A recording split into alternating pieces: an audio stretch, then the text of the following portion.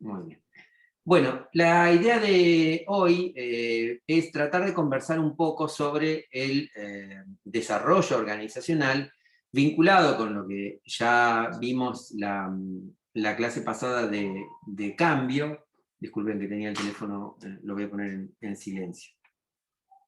Vinculado con la idea de cambio y al mismo tiempo con la idea de desarrollo organizacional y vinculado con el trabajo práctico 3, que entiendo ustedes están leyendo por estos momentos, que es el de la institución de salud, que como bien Alejandro les aclaró, no, traten de separar esta situación caótica, sanitaria, a que estamos viviendo a nivel global. Nosotros dijimos que el objetivo del desarrollo organizacional, como teoría de análisis de las organizaciones, tenía que ver con un proceso que trata de orientar el diagnóstico de una situación actual hacia una situación hacia la cual ir, ¿sí? Hacia un escenario, como se dice, hacia un escenario en el cual supuestamente la organización y quienes estamos en la organización va a estar mejor. Desde esa perspectiva, ustedes tienen que tener en cuenta o asociar que cuando hablamos de desarrollo organizacional, necesariamente estamos hablando de cambio, ¿sí? No hay desarrollo organizacional si no hay una propuesta de modificar, ¿sí?, lo que se hace o de modificar la estructura de lo que se hace. Y acá, Alejandro, cuando quieras interrumpirnos. Acá lo que nosotros podríamos decir, bueno, si tuviésemos que categorizar como en grandes categorías el cambio organizacional o el contenido del desarrollo organizacional, ¿qué diríamos? Normalmente todos tendemos a pensar el desarrollo organizacional como en dos o tres categorías de grandes cambios. Sí o sí, normalmente se habla de el cambio estructural, ¿sí? Es decir, el cambio en lo que ustedes ya tienen interiorizado y ya pueden visibilizar como la estructura de la organización, como la cadena de mando, como la organización jerárquica de la toma de decisiones. No le puse nada en silencio. Es decir, los cambios vinculados con la estructura de la organización son una manera de generar cambios en los procesos de toma de decisión, o deberían ser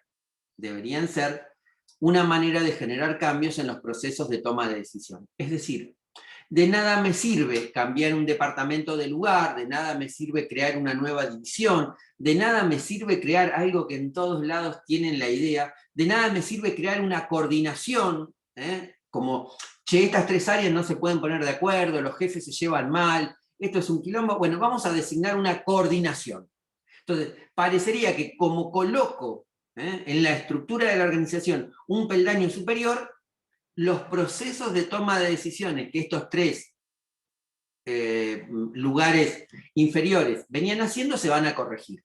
Y eso no va a pasar, ¿sí? Entonces, por eso, cuando en nuestra disciplina hablemos de cambios estructurales o cambios en la estructura de la organización, más allá de acomodar las fichas, como se suele decir en la jerga, más allá de acomodar las fichas, lo que estamos buscando es cambiar el proceso de toma de decisiones.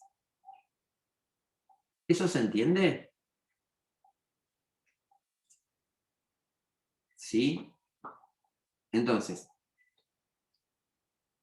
todo cambio estructural debería implicar no solamente el reordenamiento de las líneas internas, de los departamentos, de las áreas, sino que todo cambio estructural debería orientarse a la modificación, a la racionalización, al mejoramiento de los procesos de toma de decisiones.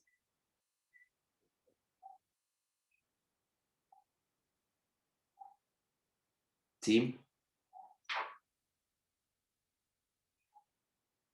Hasta ahí vamos. Después, otra gran categoría de cambios, otra gran categoría de cambios, suelen ser llamados los cambios culturales. También, frase bastante conocida, acá es necesario cambiar la cultura de la organización. Les pido un segundo, me paro el video, pero no me voy a sacar el buzo porque me dio calor. Aguanten un segundo.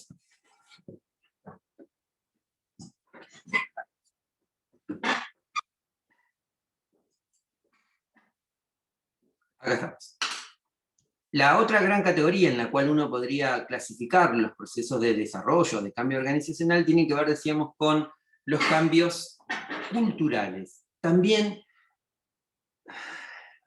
como un leitmotiv de todos los procesos de cambio, ¿no? Es necesario cambiar la cultura de la organización. Bien, dos cosas ahí, en términos generales, después vamos a analizar un poco más en detalle.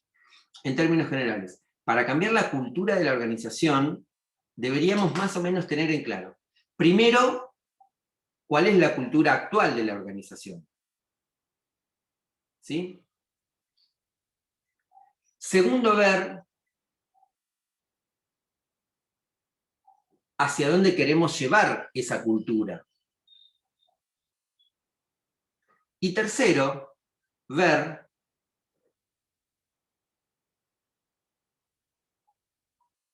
si lo que en la jerga se llama el cliente interno, el personal, ¿sí? Si quienes son parte de la organización están en condiciones de llegar a eso que defino como nueva cultura deseable.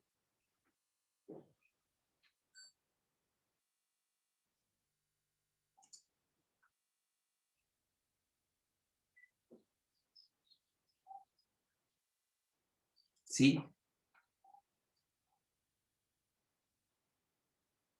Normalmente, si ustedes le preguntan a cualquier directivo de una organización sobre este tema, le dicen, bueno, no, la cultura son los valores que tenemos, la forma de ser que tenemos. Entonces, la pregunta sería, si la cultura son los valores o la forma de ser que tenemos, ¿la cultura serían las personas? ¿O la cultura es algo distinto que las personas? Porque, ¿para qué cambiar la cultura? Cambio las personas y cambié la cultura. Cuidado, porque a veces hasta los más ávidos profesionales caen en ese esquema mecanicista. De, bueno, si cambio las personas, cambian las condiciones.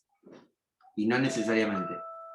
Porque algo que ustedes seguramente han entendido a partir de Misber, la estructura no solo son reglas impersonales, son el marco en donde pivotea, en donde se mueve el comportamiento de las personas. Dicho de otra manera, indirectamente, la estructura de la organización incide, influye, condiciona el marco cultural en el cual esa organización se da. Por dar un ejemplo, para que lo entiendan. Yo puedo decir, acá en esta empresa valoramos la innovación, en esta empresa valoramos que hagas tu aporte, en esta empresa si vos querés trabajar distinto, hacelo. Ahora, cuando me voy al régimen disciplinario, me pueden echar si cambio, por ejemplo, una orden de trabajo. O me pueden sancionar con 10 días si lo que tenía que ir a un lado se resolvió yendo a otro. Entonces, por un lado, buenísimo, vení, aportá. Acá te valoramos. Pero por otro, tené cuidado, che. Porque si en lo que aportaste te sale mal, te puedo sancionar.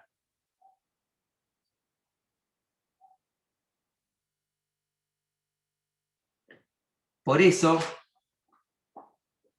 cuando proponemos ideas para cambiar, cuando proponemos nuevos procesos, nuevos esquemas, tenemos que encontrarle la vuelta para garantizar, entre comillas, a la gente, perdón, al actor, diría Crozier, a la gente, diría un burócrata, tenemos que garantizarle a la persona, ¿sí?, cierto marco de estabilidad, o como mínimo, cierto marco de no consecuencias negativas. En las organizaciones, normalmente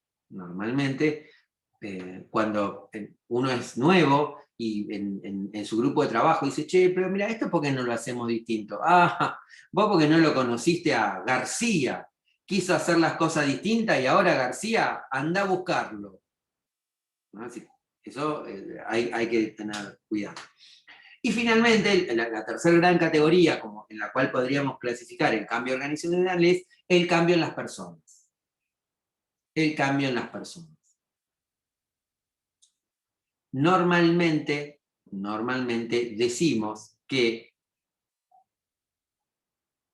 el capital humano es lo que hace la diferencia en las organizaciones. Es decir, el capital humano, los recursos humanos, son la ventaja competitiva que yo tengo con mi competencia. ¿En qué sentido?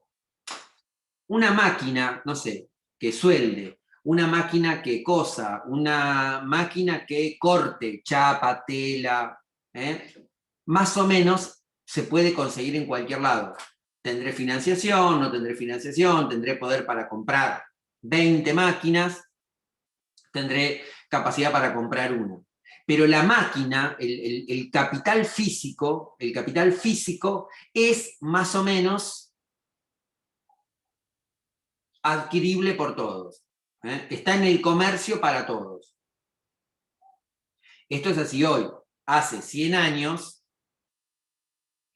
digamos, solamente Henry Ford pudo acceder a una máquina de montaje para autos.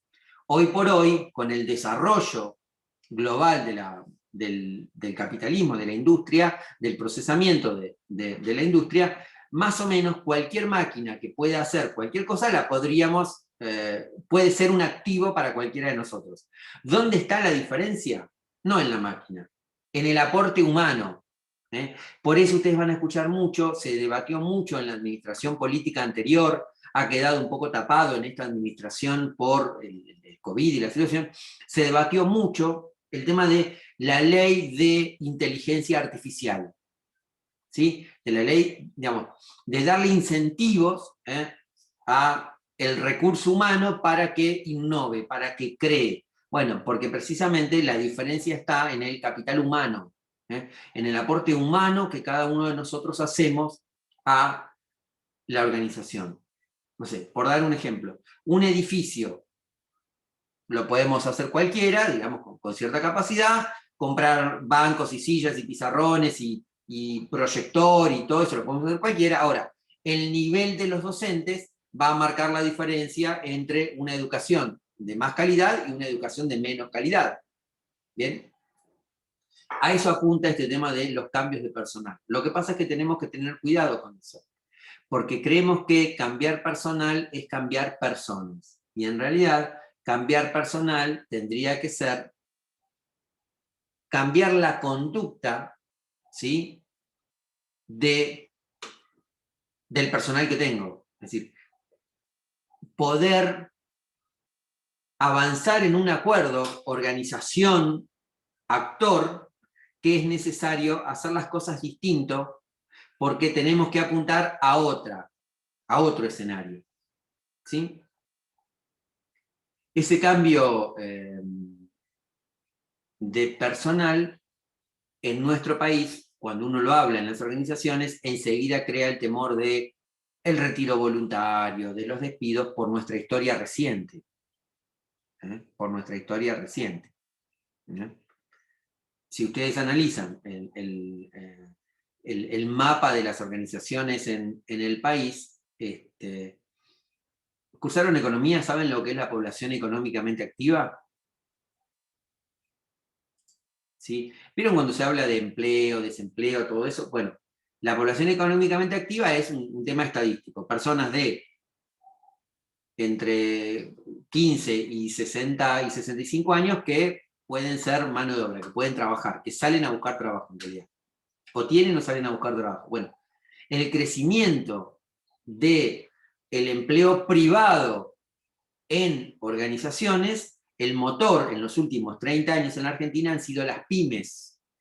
Es decir, han sido creadoras de mano de obra, ¿sí?, las pequeñas y medianas empresas y no el capital, y no el, digamos, la multinacional, como podríamos decirlo, la empresa grande. De hecho, hoy por hoy, las pymes dan trabajo como mínimo a 2/3 de la población laboral registrada. Dicho en términos más sencillos, 2/3 del empleo en blanco es creado por pequeñas y medianas empresas.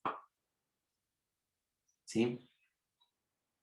La informalidad, con la cual se usa como palabra disimuladora, es decir, cuando ustedes ven a un político decir la informalidad que caracteriza el sistema económico, lo que está diciendo es empleo en negro. ¿Sí?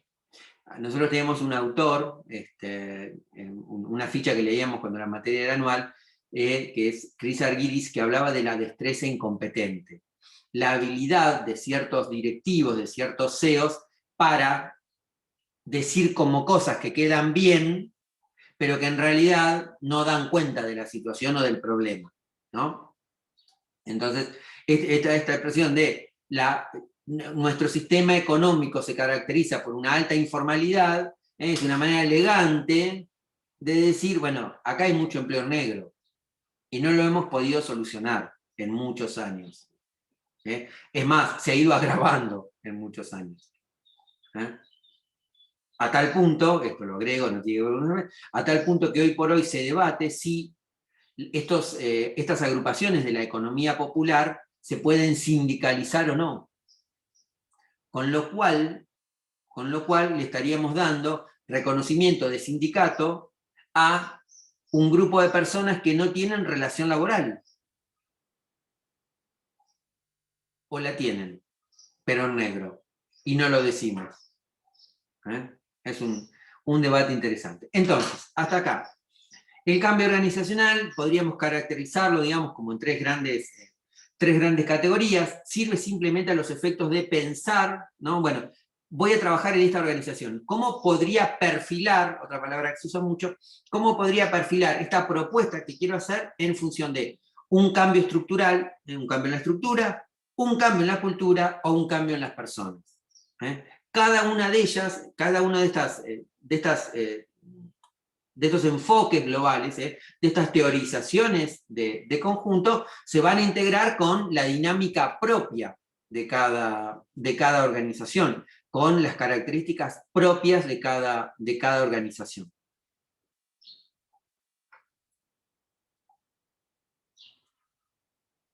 ¿Alguna duda o pregunta?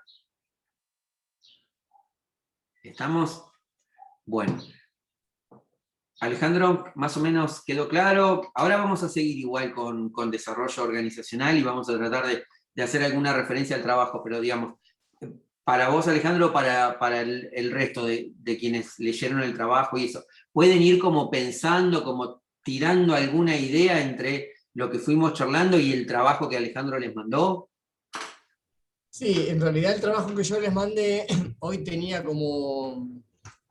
tengo la intención de escucharlos a ellos en función de consolidar un poco la práctica que veníamos haciendo, de enumerar problemas, priorizarlos, analizarlos desde un punto de vista comunicacional.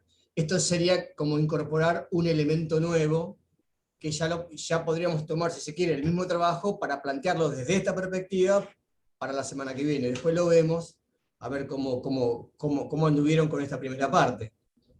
Bueno, mirá vos, cómo sin querer, perdón, cómo sin querer, yo lo que iba a decir ahora tiene un poco que ver con lo tuyo, pero yo es posible que el jueves que viene no me pueda conectar, ¿sí? Así que si el trabajo sirve como para darle dos enfoques distintos o a partir de hoy enriquecerlo en el práctico que viene, a mí me vendría bárbaro porque yo se los voy a confirmar, pero es posible que no me pueda conectar el jueves que viene. Bueno, hacemos un práctico de 4 horas, van a estar contentísimos. Ok. Bien. No, pero digo, Sin palabras.